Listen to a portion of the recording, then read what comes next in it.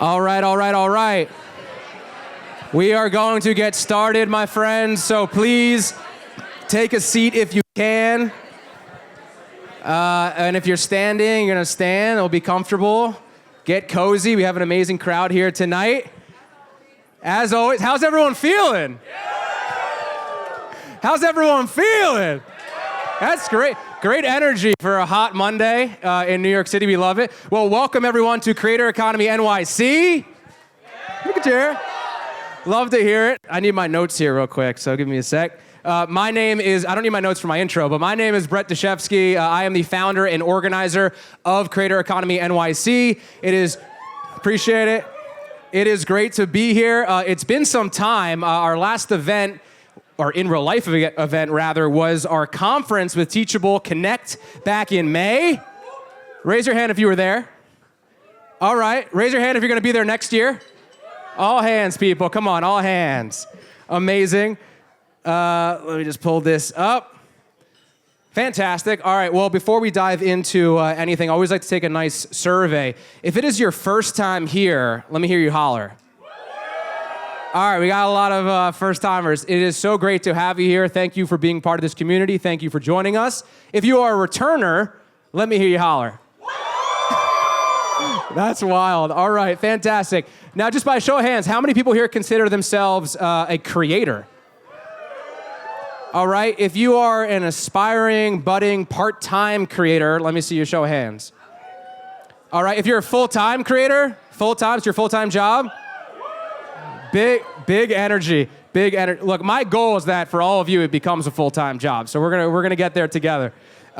If you're a marketer or brand, raise your hand. Marketer or brand. If you're consider yourselves a founder, solopreneur. All right, we love it. And if you're happy to be here, let me hear you holler. All right, we love it. We love it. I want to give a few quick shout outs, as always. These events, right? There's a lot of work that goes into these events. And also, there's one rule with these panels, people. The only rule that I have with this event, obviously, don't drink too much, but also be respectful and please be quiet during the programming.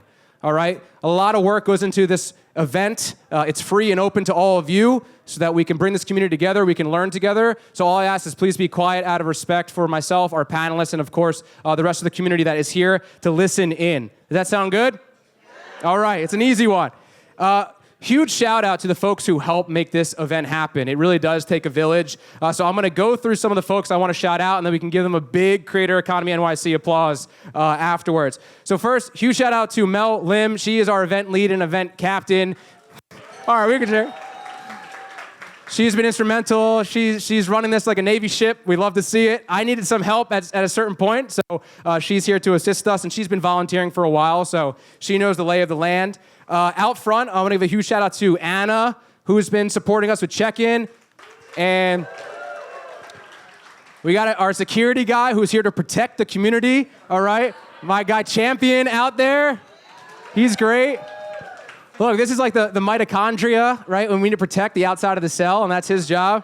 I'm not a bio guy, so I don't know what his role would be. Hey, there he is. There he is. He's wearing our signature Fuck It Created hat, which we'll find a way to get everyone one. Another shout out to the Wall of Dreams over here with Kat. Kat, raise your hand. This is a fun activation that we're doing where basically you put, what is your dream creator product or service that you want to create or that, Creator Economy NYC can ultimately help you create down the line. So make sure to visit that after the panel. Also to a bunch of folks that are helping with content. We have Ryan, we have Dom Unique, we have Ben, and we have Antonio, our photographer. So they've been super helpful to ensure that we're capturing all this amazing stuff here. Logistics and AV stuff, shout out to Leon and my girlfriend Allie, all very helpful. You were helping out front. And of course, to this wonderful venue, the Georgia Room, which we need to name the Creator Room eventually. But to all the folks behind the bar that are helping, all the event staff that helped move, there was so much furniture to move. You guys don't understand to set this all up. So let's just give a huge round of applause for everybody. It's great. It's great. We love to see it. Fantastic. All right. So why are we here? Why are we here? I feel like a professor. We are here. Well, first of all, we're at Creator Economy NYC. If you can create it here, you can create it anywhere. Little fun cliche thing. I can't take full credit for this. Honestly, our long-term partners, Teachable, had this slogan, and I'm like, I fucking need that slogan. What an amazing slogan. So I want to give a shout out, of course, to our partners who helped make this event happen. Again, as I say, that these events are free and open to our community. They're, of course, curated, right? You had to be accepted to come into this event. So I hope you all feel a sense of, I was accepted to be here, and you want to make it worthwhile. But these events are only possible thanks to our partners who help enable us to have this venue, food and drink, right, for all of us, and, of course, all the content that we're able to take. So it really does take a village. And one specific partner who is our presenting partner tonight, you might have heard of them. They're a small emerging company. That is Visa. All right? Now, if you said to me a year ago, hey, Brett, Creator Economy NYC is going to be partnering with Visa next year, going to be doing an event with them, I would have grabbed Champion and told them to take you out of the room because you're being absolutely crazy. But here we are, partnering with them. And you might be wondering, why are we partnering with Visa, right? They're a payments infrastructure company, a fintech. They do a bunch of things that you probably don't even realize that they do. But one thing that they did recently, which makes them relevant to be here, is that back in November, they recognized creators as small businesses. Now, we can round of applause for that. Now, it might seem like trivial. Like, what do you mean they recognize creators as small businesses? Like, no shit, I'm a business, right? But for the majority of industry, right, a lot of banks, and a lot of just infrastructure for small businesses has not fully recognized or even appreciated creators as small businesses. And so maybe a loan gets flagged for something that you want to build out, or perhaps you're not able to get paid out in time, from certain platforms.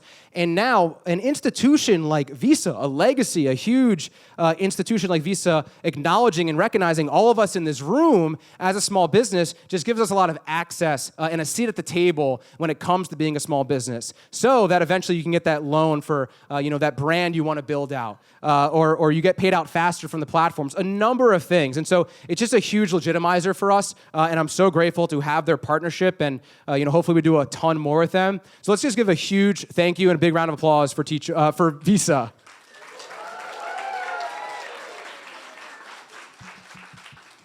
Big time.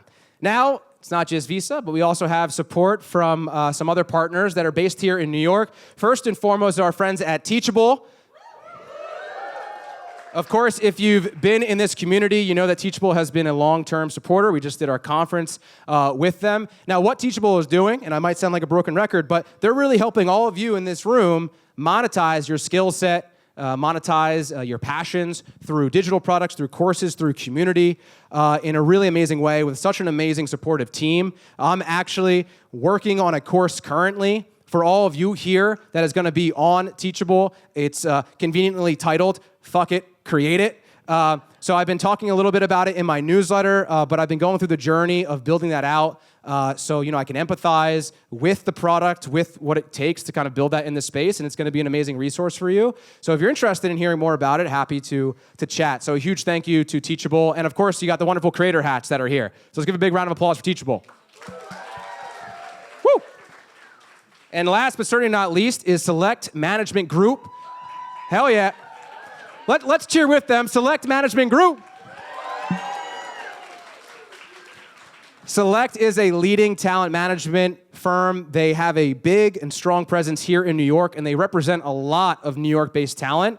And one thing that particularly stands out with them is that they want to help their creators build sustainable business. And so I was talking with one of them who has a creator who's building out specific stuff tailored towards folks that deal with a similar chronic disease as them. And I think that's just so amazing way to empathize and connect with your audience through a unique product. And so it's very fitting for them to be part of this small business, Creators as Small Business event in our panel, and hopefully have some of their talent on future panels. So a huge round of applause for Select Management Group. Hell yeah. All right, so I'm going to stop talking in a sec. And by the way, there's no Jumbotron here, so if you're with your sneaky link, you won't get caught. I had to, come on. Before it dies. All right, that was terrible. It was like a dad joke. It was terrible. I'm so sorry. All right, so we're going to be diving into our panel, and I'll stop talking, but we're going to be focused on, need my clicker here. creators of course that are redefining what it means to be a business in 2025. And so we're going to be hearing from some amazing New York-based creators of course, Vincent Chan and Nicole Casperson round of applause for them. On how they're building their businesses, their unique journey. And my hope is that what they share from them starting and what they're doing now gives you a bit of insight into perhaps how your journey is going or how your journey can evolve, which would be really great. And of course, hear from Denise Press, who is Visa's head of small business North America, to share her perspective on how Visa, and from a more institutional standpoint, is viewing creators, which I think is quite unique. Because funny enough, it's like, the creator economy is almost like anti-institution. It's like we want to go out on our own and be independent, but we really do need a lot of those resources to grow and thrive. And so it's just so amazing to have Visa be in our lane, and I'm just really excited for that. So without further ado, please join me in welcoming to the stage Denise Press from Visa, Vincent Chan, and Nicole Casperson. Damn. Big cheers, big cheers. All right, how are y'all doing? Good. Well. Everyone good? Good. Mic's working, mic check. Okay, great. There are waters next to, if you guys need waters, I'm schwitzing out here, crazy. All right, of course, we need a proper introduction from each of you, and we're gonna go a little out of order. So I'm gonna start with Vincent. Tell us a little bit about yourself, and then I think we have a little demonstration of your content, and then we'll go Nicole, and then we'll swing it back over here to Denise. So Vincent, take the mic. Hello, everyone. My name is Vincent. I've been making personal finance content since 2020, all with the goal of helping people build wealthier and healthier lives. I mainly do long-form YouTube videos, but also dabble in short-form and other types of media content. And Vincent just passed 900,000 subscribers on YouTube. Right? Yeah. All right, little content to show. Ben, are we able to kill this light? Is the Ninja Creamy worth it? Today I'm ditching my Ben & Jerry's ice cream to find out if making my own ice cream is more frugal or a scam. This is not sponsored, by the way. The Ninja Creamy costs $180, and the ice cream I'm gonna make is cookies and cream, obviously. Here are all the ingredients I need to make it at home. In total, the ingredients cost about $45.75. And making 1 pint of this ice cream costs about $3.60. Not gonna lie, I thought it was gonna be a little bit cheaper. A Haagen-Dazs cookies and cream costs about $7 at the supermarket. And some quick math, to break even on the $180 Ninja Creamy, I'd have to make about 53 pints of ice cream, which realistically I can finish in 3 days. But the crazy thing is, this entire pint of cookies and cream ice cream only has 240 calories with 23 grams of protein. A Haagen-Dazs pint has about 900 calories, which means I save around 660 calories for each pint of ice cream that I eat. And not to brag, but my ice cream tastes exactly the same. Running for 1 mile burns around 100 calories. So to burn 660 calories, I'd have to run about 6.6 miles. Assuming it takes me 8 minutes to run 1 mile, I'd have to run for 1 hour to burn 660 calories. Even if I value my time at $20 an hour, I save about $23.40 per pint of ice cream that I eat. Ninja Creamy, worth it. All right. That's great. Yeah, Vincent's thrilling to hang out with one-on-one. So. How many people here have a Ninja Creamy? No? Is it worth it? Oh, okay. I was trying to get them to sponsor our events. It would be like Oprah, check under your seats. Okay. All right. Nicole. That was amazing, Vincent.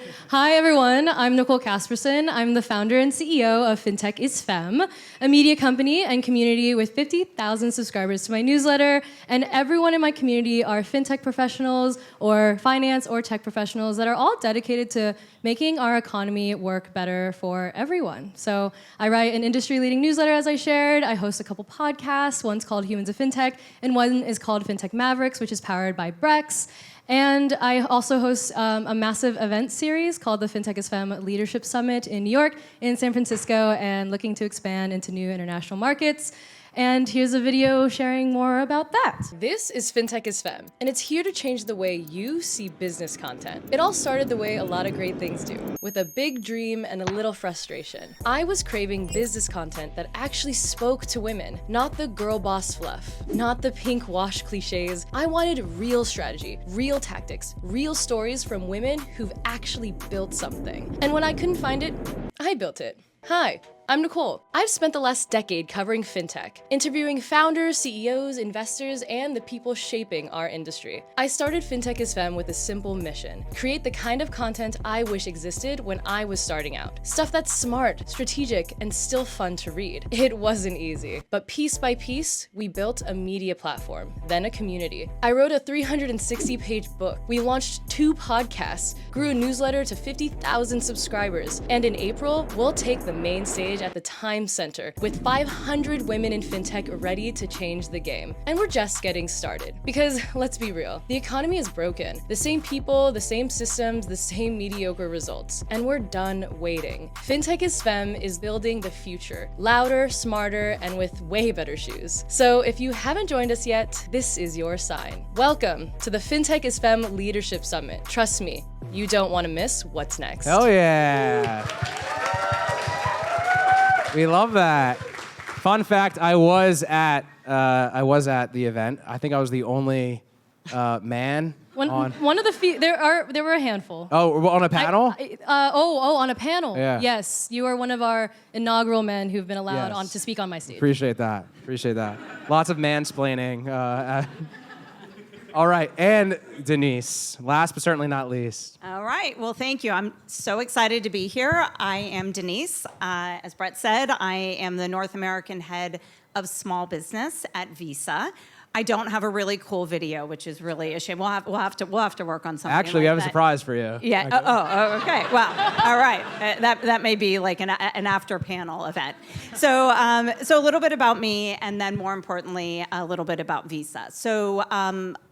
In our role at Visa, we really strive to understand small businesses, their needs, their challenges, and creators and content creators are a very important component of small businesses. Like Brett, you articulated that really well. And it's a complicated ecosystem within financial services. Banks play a very core role. And there are fintechs that we've talked about, like Carrot and some others, that have really found their way to support content creators. And so Visa is very proud to really be leading the way as it relates to content creators. There's no doubt that all of you and many of your colleagues are making a huge impact on our economy, not just now, but as we go forward. And so recognizing creators as businesses and legitimizing the business is really, really important in order to be able to open up the ecosystem from an economic standpoint to ensure that creators have access to capital and can establish themselves to grow and to invest and so on. So that's a lot of the work that we do here at Visa. I myself am a business owner, not a very cool one. I own a logistics company that is, if you will, sort of an aside, but very, very steeped into business.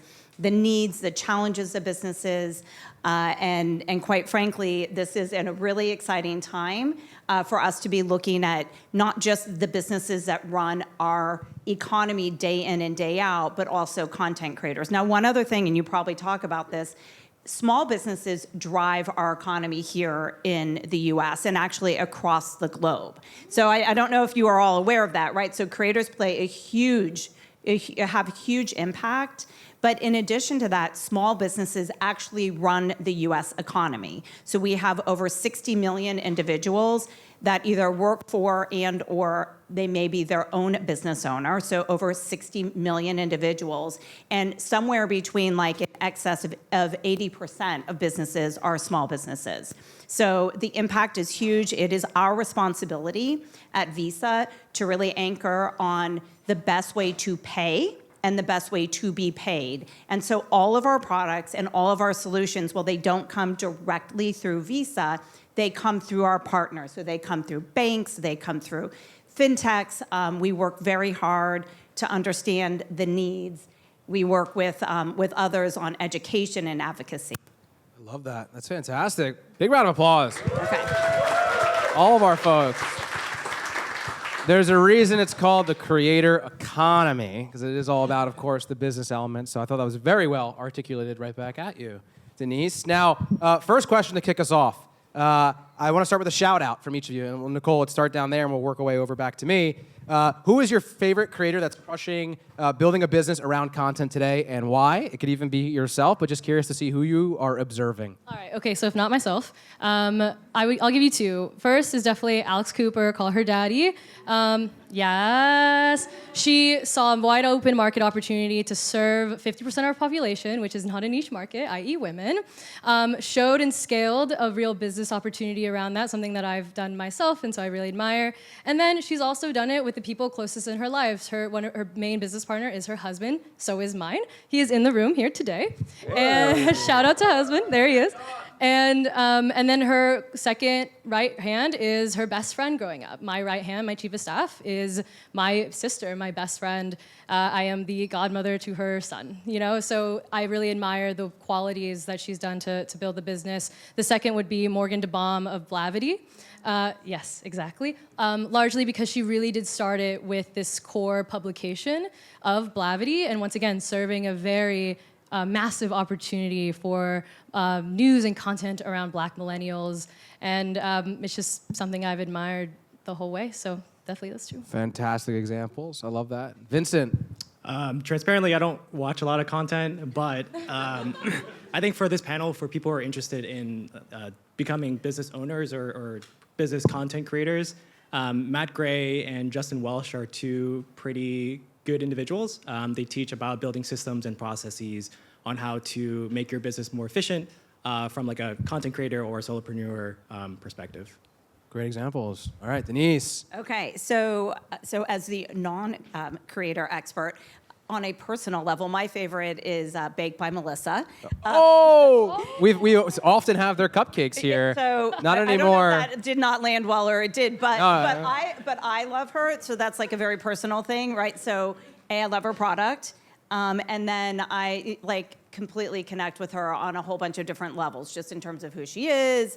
And then sometimes it's not necessarily her little mini cupcakes, which I do love. But also, if anybody watches her, it's like all the different salads, which is completely up my alley. So yes, I love her, and I seek out her content. Fantastic. Yes. We love that. We typically would have their cupcakes here. We're big fans, even though her content is about like salads, but it's great. We love it. Great healthy recipes.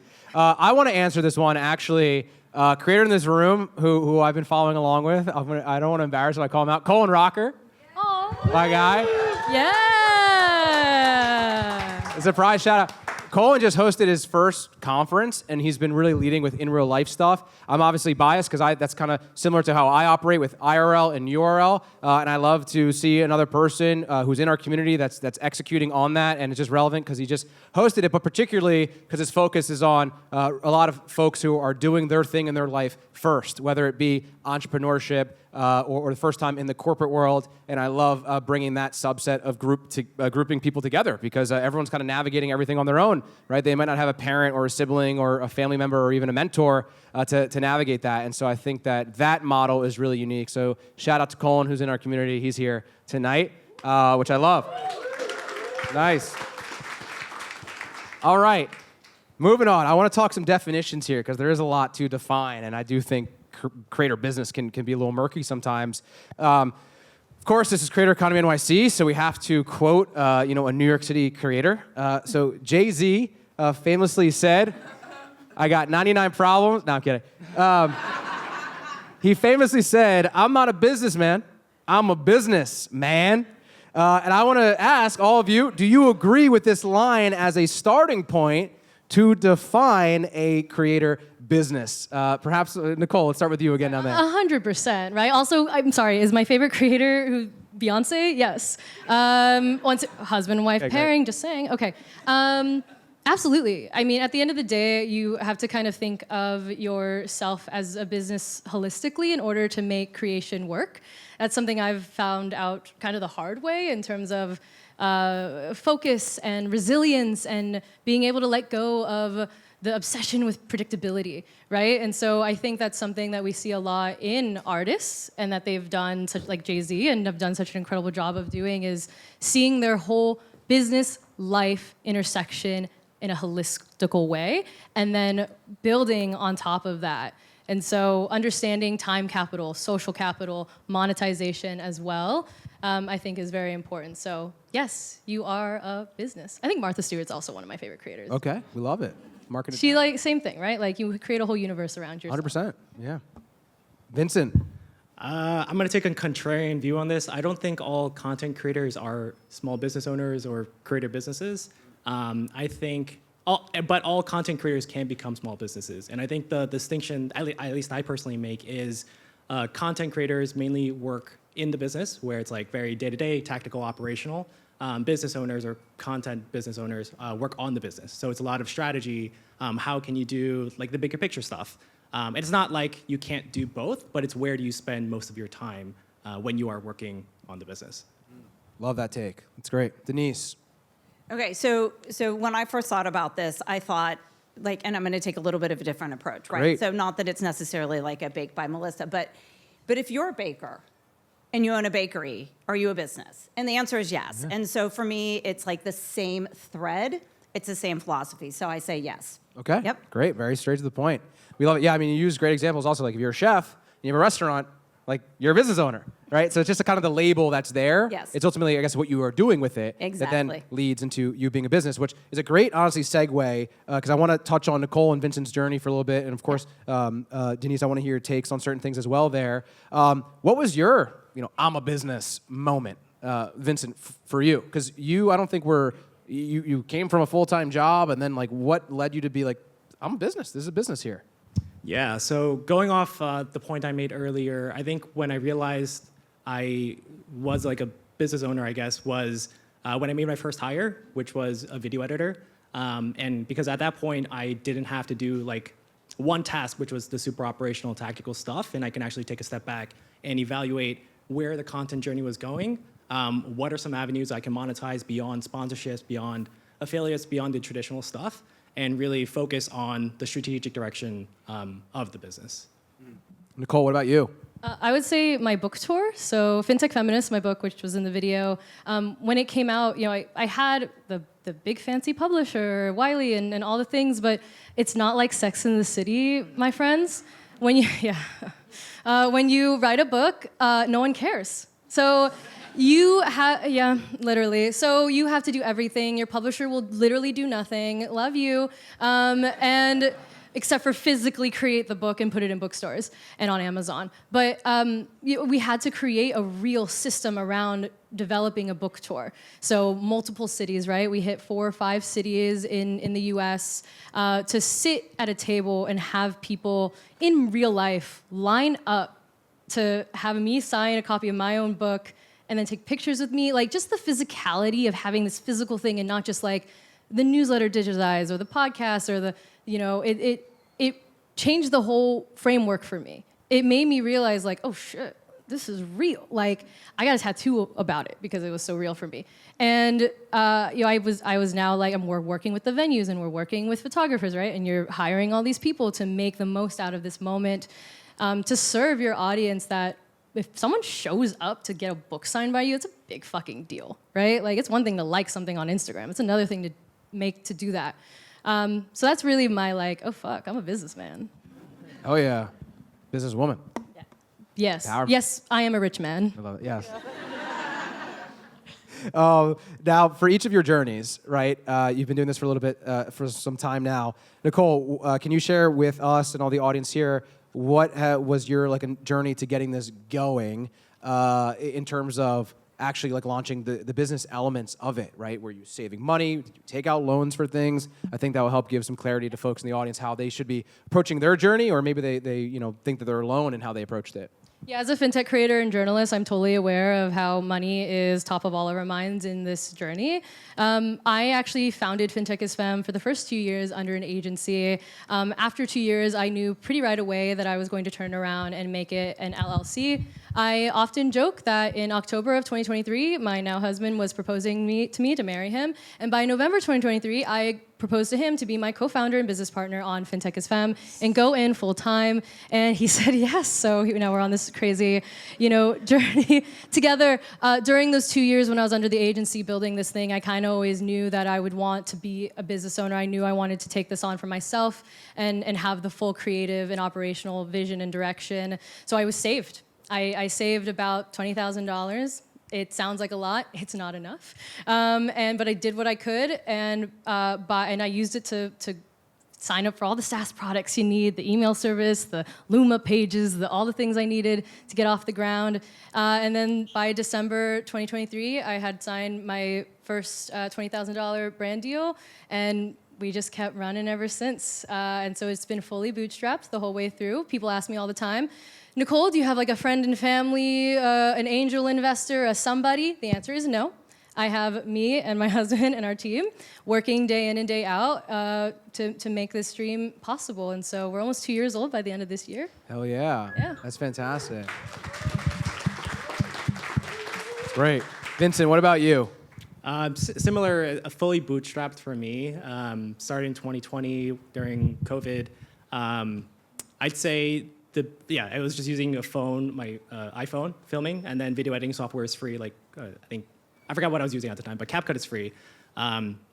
Where the personal finance comes in is I knew that I did not like my job, my full-time job. So when I was starting content, I always had in the back of my mind to build a large enough emergency fund where I can safely quit my job, but also be able to sustain myself financially for the next year or so and really go all in on the business. So you were creating alongside your full-time job, correct? Yeah. And the runway that you set up was about 18 months of runway? Around there, like a year or so. I think the COVID thing helped a little bit because I lived in Queens before, and my commute into the office was like an hour and a half each way. So because I could work from home, I can turn those like 3 hours round trip into making content and building stuff out myself. Interesting. I love that. That's fantastic.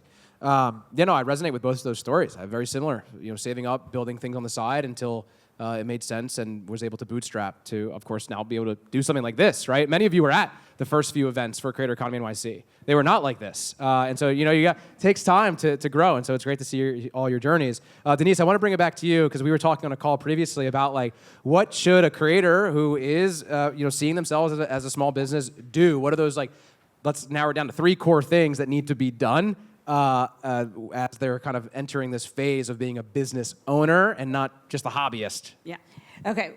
This is definitely the least interesting and maybe the least fun part of the conversation. Tactical. But it's super, super important. So first of all, businesses as a whole, so creators included, something like over 80% of businesses that start with their own personal funds. So it's very common. It is also one of the very first things that should be done, which is establishing the business as a business. And so that sometimes means seeking out a lawyer, going to a financial institution, whether it's a credit union, a bank, a fintech, opening up a checking account, and starting to just establish yourself as a business. It's critical for a variety of reasons.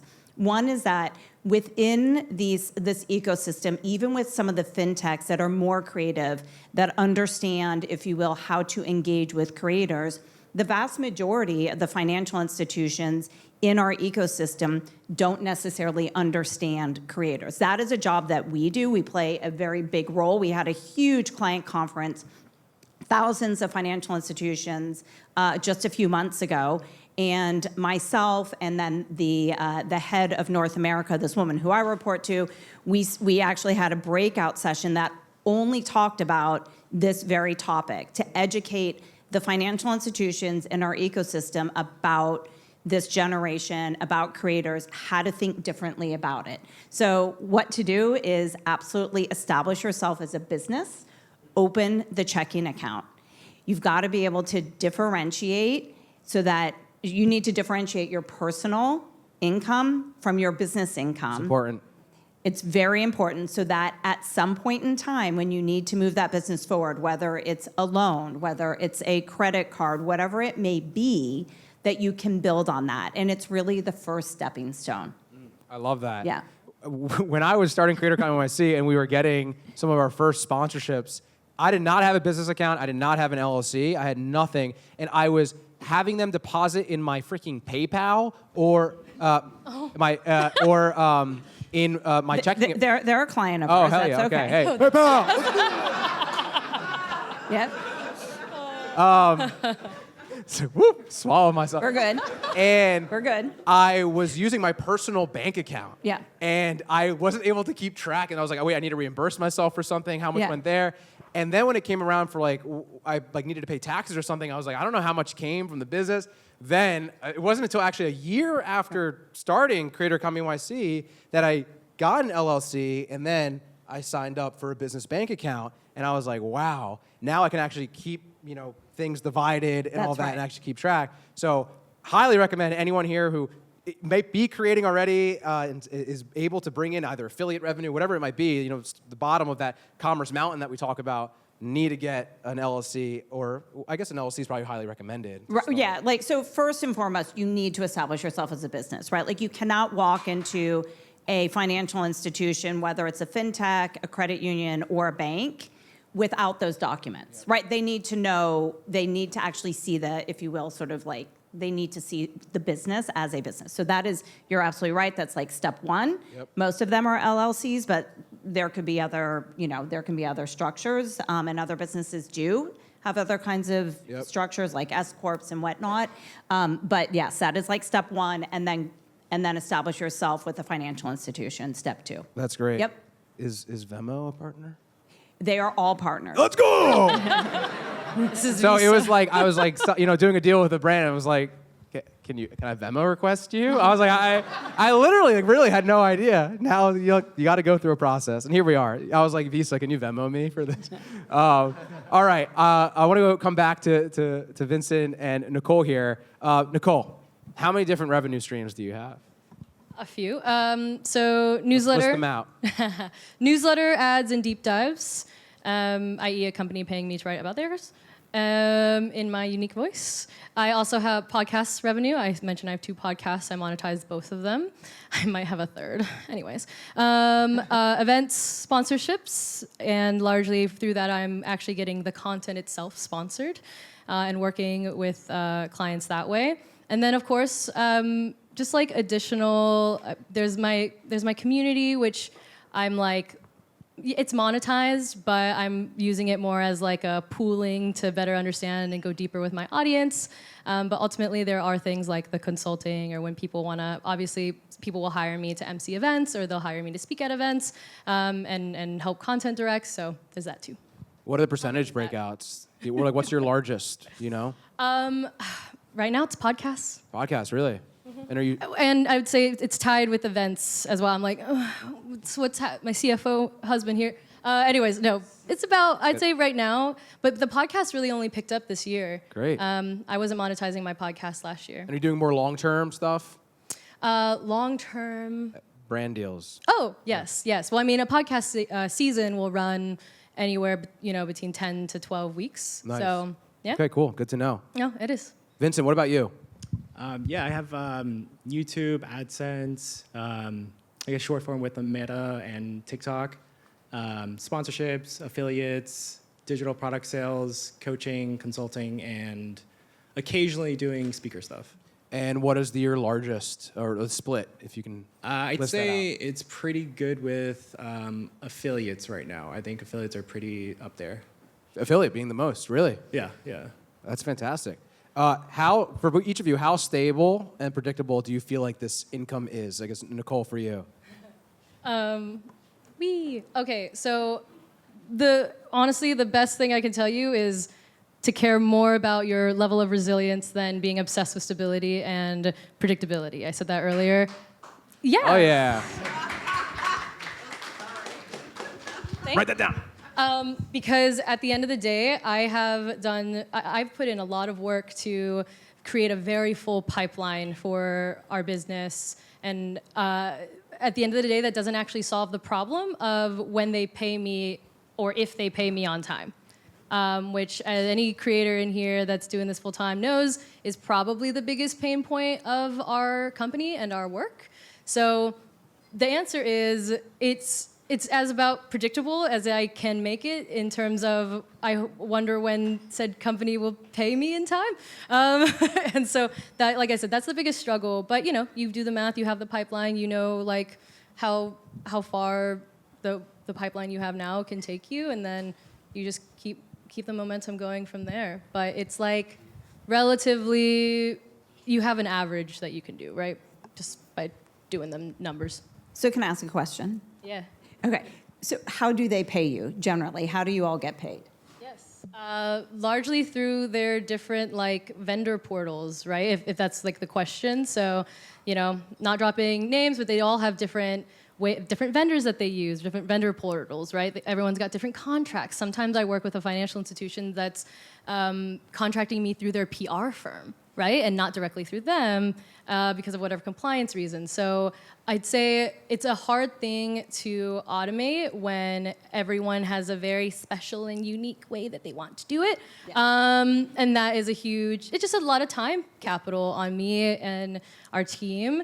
And then it can be a pain point in terms of, we're growing fast. I want to be able to hire out, but my income it would look stable if I, got net 30 on the dot, but that's not what happens every time. So I'd say that's the hardest part is it's hard to show that I have stability when it's the influx happens.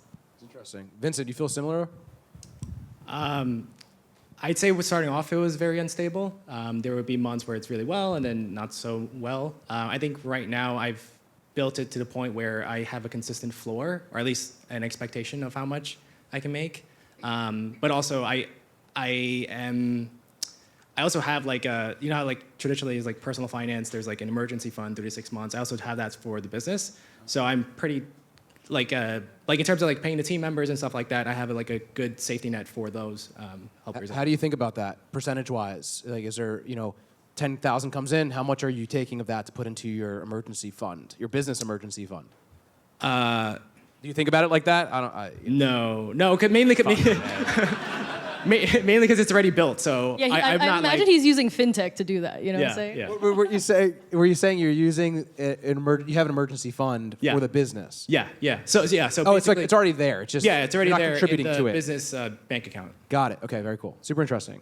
I love that. Yeah, it's funny because I'll say for each of our sponsors for tonight, between Visa, Select, and Teachable, all three paid a different way. And I'm sure a lot of creators here, are dealing with that. Perhaps you're getting paid from AdSense. That's coming from one avenue. You're getting paid for affiliates. It's coming from another avenue. And then you're getting paid from brand partnerships you're doing. That's a whole other avenue. Not to mention your owned products. So it's we're all dealing with a bunch of different methods for how to get paid, and all of them sometimes are different times. It could be 30, 60, 90, 120, to ultimately get paid, which can just obviously be a lot and delay your business.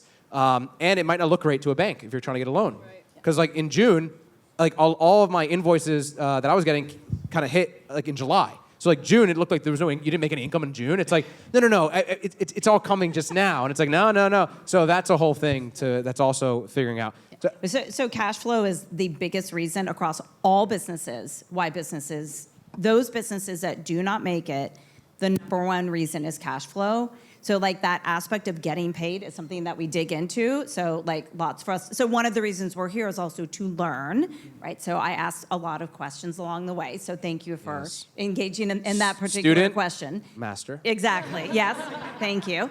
But that problem of cash flow is something that exists across all businesses. And so even traditional businesses like the one that I own. And so what's really interesting, I was at a different event, much more traditional in nature, and this conversation came up, and a lot of the businesses were looking to, if you will, engage with large financial institutions that they wanted to, or big brand consumer, companies to get. Anyway, but those in many cases, while they can be great from a sponsor or partnership standpoint, will mandate 120 days, maybe 30 from a net pay standpoint. And so the advice there is to ensure that you have diversity in the income stream and what you are because you're essentially lending money out to them, right? In terms of them paying you back. So like make sure that you have diversity there, that some have net terms that are much shorter. If you need to extend that, those are longer. The longer ones will pay, but sometimes getting paid can be very difficult. Not ideal. Yeah. How many people here would say cash flow is like one of their biggest issues with their business? Right. I think for main issue with a lot of businesses is cash flow. I was going to add, I'd say one thing that helped, and my video was actually an ad for the leadership summit that I hosted, where I had a 500-person summit at the freaking Times Center in the New York Times building, and that was a massive expense, even more than I ever could have imagined. After all said and done, and the bill was sent our way, but what actually really helped us deal with the the net 30s and all of that and getting paid after the summit already happened was actually ticket sales. And because those ticket sales kept coming in, the fintech company that I formed my LLC under saw that traction and saw that that capital coming in, and they said, Nicole, they sent me an email. Nicole, looks like you've got a lot of deposits coming in. Did you need a loan? And I was like, yeah. I did need a loan. And so that was a moment where fintech was really there for me, which I appreciate because I feel like I'm always there for them as a fintech creator. But so that's a great example of the diversity in revenue, right? Like I needed those ticket sales to supplement, and it was a huge portion actually of the revenue that we needed to make the event happen and pay. Even though people pay me late, I don't like paying other people late. I like to make sure the caterer is getting paid. I like to make sure the photographer is getting paid. Anton's probably making a face because he's like, you get kind of mad, but I do it. We do it. And, and so that's true. Yeah. I mean, for even the folks that are here that, I'm paying, videographers, and I want to pay them immediately. Yeah. And we should be treated no different, as creators. Yeah. Didn't you were saying on our call previously that you tried to get a loan from a traditional bank, and it was flagged. Yeah.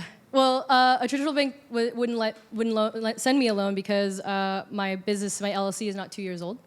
We'll be 2 at the end of the year. Woo! So, loans. Anyway, just what I want. Debt. Anyways, but it is interesting. There's a few it is interesting the way that you get flagged for something like that, despite having, despite showing bank statements and showing consistency. And the piece of advice I would give there is honestly, with your bank accounts, I would say if you have a more modern fintech or neobank, awesome, great, I use one. But also make sure that you do also have a legacy account because you need that diversity in terms of, in case you do need a loan or you need something so you can make that big risk and do that big project. So I ended up needing both. So now I have a traditional bank account. Woohoo! And business account, traditional business account. Love that. Yeah. Denise, anything to add to that? It's really amazing to hear that these conversations are happening amongst traditional institutions and that creators are being brought up because they're one, I mean, of course, it's a money-making opportunity for the institutions, but also that they're needing to be educated on this new era of business and that, hey, there is this element where you might not be paid in a given month, but it's because this income can be a bit spotty to an extent, but it does not mean that these folks are making sizable income, because a lot of creators are making sizable income. Oh, yeah. Oh, absolutely. 100%. I mean, at Visa, we work with the neobanks, we work with the fintechs, we work with the traditional financial institutions and credit unions, so the banks and the credit unions. And quite frankly, this is the work that we do. This is the work that we've done for decades as it relates to businesses. And it's a constant evolution, and there's an ongoing change in terms of the kinds of businesses that come into our economy. And so it's our responsibility. I talked about the best way to pay and to be paid, but part of that is really also deeply understanding the ecosystem in terms of the economy, how it works, and banks and credit unions are highly, highly regulated. They have a fiscal responsibility in terms of how they manage your money, how they lend, and so they have very, very, I'm going to call it, they have very tight policies as it relates to how they do that. They have to be fiscally responsible, and so there is still a journey nonetheless in terms of really understanding creators, is there additional content that we can use from an underwriting standpoint. Underwriting is, if you will, the process that a financial institution goes through in order to make a decision as to whether or not they're going to lend.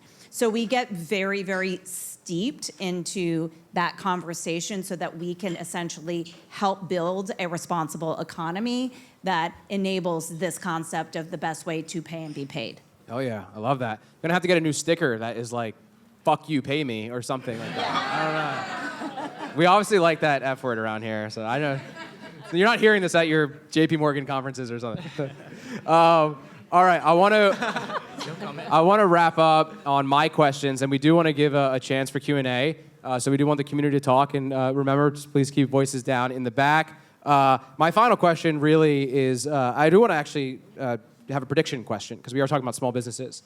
So we, of course, have established that creators themselves are a small business, and to Vincent's contrarian standpoint, I guess it does ultimately depend. But if I gave you a crystal ball, and it's sitting right here in front of us, how will creators ultimately transform the way all other business is done over the next decade? Denise, you want to kick us off? Wow.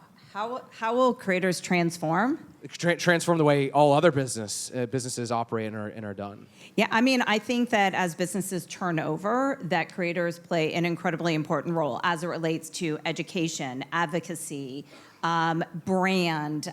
There's an incredibly important role. Even when I bought the business that I own, well, that's not like my day job, because my day job is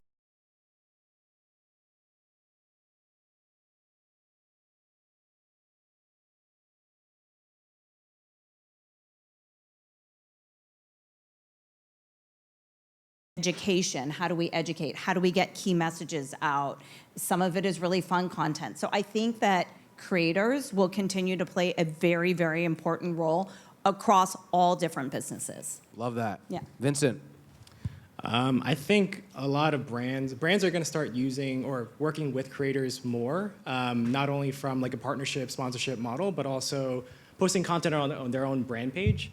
Like, I guess traditional marketing, it was more like newspaper ads or TV commercials. And then if you were really into the brand, you would follow them on social media before they started making content. But so like that social media page was the proximity to customers. But now content creators are being viewed as a closer proximity to potential customers in a given niche. So I think more brands are going to be working with creators and as well as like UGC content on their own brand page. Love that. Nicole. I think that content and creation are going to fundamentally change the way that we even look at careers and business as it already is. And that's only going to grow exponentially. I mean, you see any report out there showcasing, how the billions or trillions or whatever it is of how big the creator economy is. I believe it so much so that, especially as I like to think of myself as an original content creator because I've been a journalist for a decade. And so I've been creating and storytelling forever. And I was able to create a company and a career based off my passion, based off something that I love. And so for all of my creators out here, everyone that is or aspiring to be a full-time creator, my number one piece of advice for you is to think like a journalist. I need you to go out there and go be obsessed with something. Go be obsessed with something so much so that you interview the people in that community, that you immerse yourself into that community. You become one of them. That's all I did. I just started picking up the phone. That's what we did back in my day. And calling CEOs, calling people, calling PR firms, asking them, hey, can I interview that person, and writing about it in a newsletter. And that's how I grew this business. So that, I think, is the future of careers. That's the future of business, and it's already happening, and it's growing so fast that now is the best time ever to get on top of this, so much so that I've been working on a project on the side with my co-founder, and we're calling it the Career Creator Summit. And thank you. Yes, I know. First, thank you. First to be announced here, we did do a pilot program at Pace University to see how it tested and ran with an audience without me advertising it in any way. We had a full room. I signed 100 books. It was massive. It was amazing. And so we are going to take it on the road. We are going to create a whole tour out of it. And so I'm really excited about that. So to me, that is the future of content and creation, is that it's fundamentally going to be a key component of everyone's careers, whether you're building a business or you're creating for a business or you are the business yourself. Hell yeah. Round of applause for that. We love it. Exceptional answers to my questions, all very insightful. Just in the interest of time, we could probably take 3 questions or so if you have, and then of course want to get back to mixing and mingling. So if anyone has a question, happy to pass the mic off. And please keep the questions concise and of course relevant to the topic at hand, right here in the middle. Can we pass the mic back? State your name. You have to have that disclaimer. Your name and social security. Max 2193. No. Thank you for such a fantastic panel. Vincent, I was so curious when you talked about affiliates being your kind of most prominent and best financial source, and I'd just love to hear more about that process. About like what affiliates are, or No, just like how you've been able to monetize that in such a way that that's your most predictable and consistent income. Yeah, I think for affiliate marketing or being able to have conversions, a lot of people, you have to, it really depends on the type of content you're making.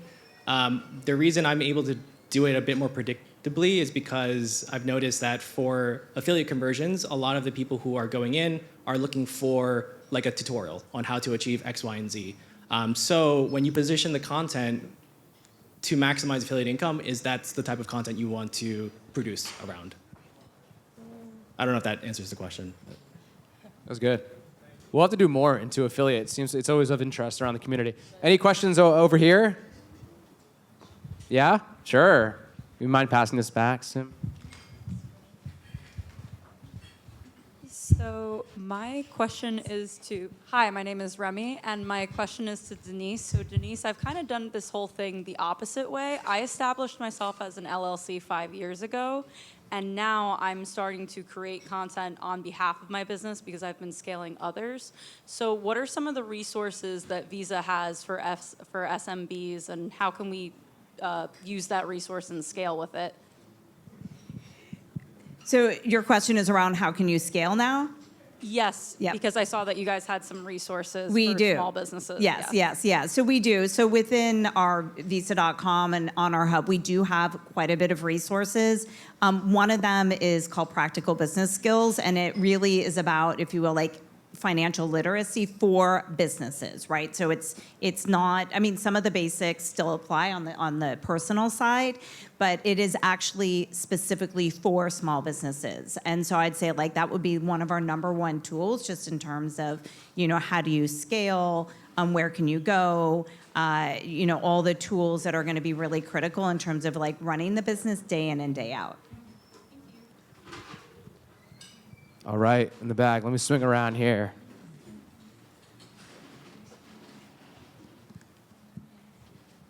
Thank you. Hi, I'm Amanda Jewell.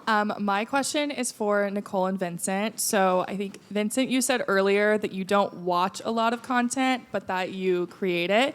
So for both of you, how do you manage like your inspiration scrolling versus doom scrolling versus just not consuming more than you're creating? I mean, like I said, so I've grown up in my whole career as a journalist, so I'm pretty obsessed with my Google alerts.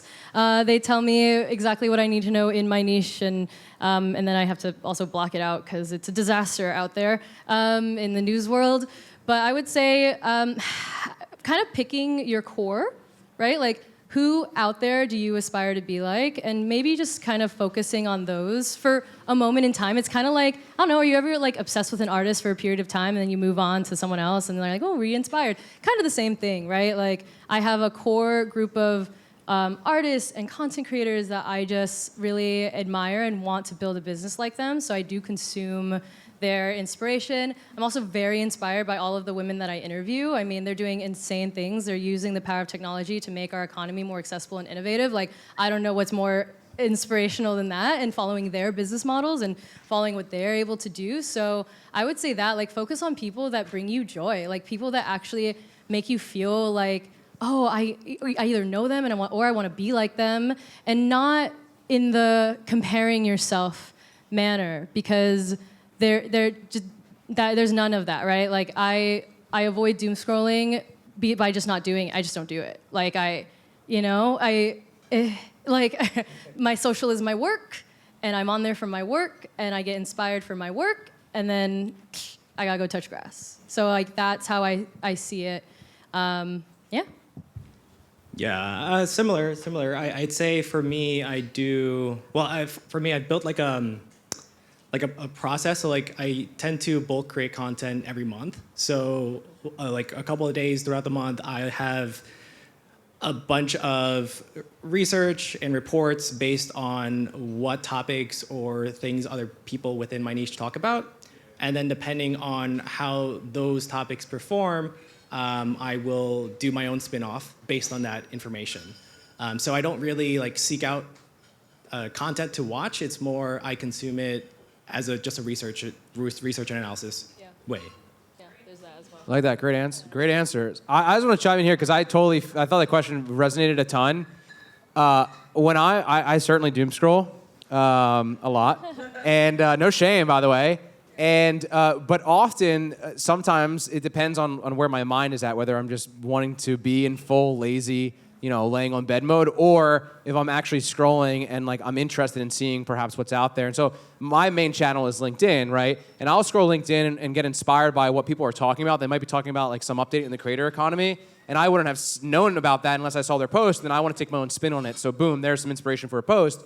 But also, like, I see a lot of unique hooks. And so I've created on Instagram like a folder that is just called like content ideas, and like any hooks that I see that are quite unique that I want to maybe mimic as I get the the drive to want to do more video content. Those are perhaps some options. And same idea with LinkedIn. When I see a good hook, I'm like, ooh, I like that. I'm going to use that, but for my specific thing. So it just depends kind of what mindset you're in. I almost feel like it's like there's coffee mode where like you're actually like caffeinated, you're in for work, and then maybe there's beer and other substance mode, where you're more just lackadaisical, consuming for entertainment. Right. So I guess it's just up to you to kind of turn your mind on and off for what you're actually looking for, whether it be entertainment or it is, and of course, more insight and inspiration. I also think you can have like a certain platform for your like raw doom scroll, I guess, or whatever. Like for me, because my audience is just not on TikTok, so like for me, TikTok is like, ooh, sacred place where my cat videos meet my cooking videos, meet my, wow, my we have completely different feeds. Yeah, and so like whereas LinkedIn, right? I'm scrolling. This is for work, right? Like I'm looking to get inspired. I'm looking for news, that kind of thing. So I think I like that. Deciding which platforms you're raw. You can also have different accounts. I mean, like when I'm on the Creator Economy NYC Instagram, that Reels feed is much different than my personal feed. Yeah. And there's a ton more creator-oriented content there that I almost should like share the bank that I'm capturing as like, hey, I curated this resource for all the folks in the audience. It's actually a pretty good idea. But that could be an option if you want to create a whole different account, start fresh. Folks, that's all the time we have for the panel. I want to leave room for us to mix and mingle. Huge round of applause for Nicole, for Vincent, for Denise.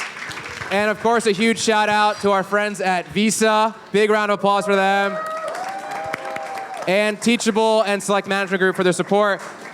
Amazing, yeah, big shout out. And guys, we have some more food. The bar is open. If you don't have a drink ticket, you can pay cash. But please enjoy yourselves. Thank you so much for being here.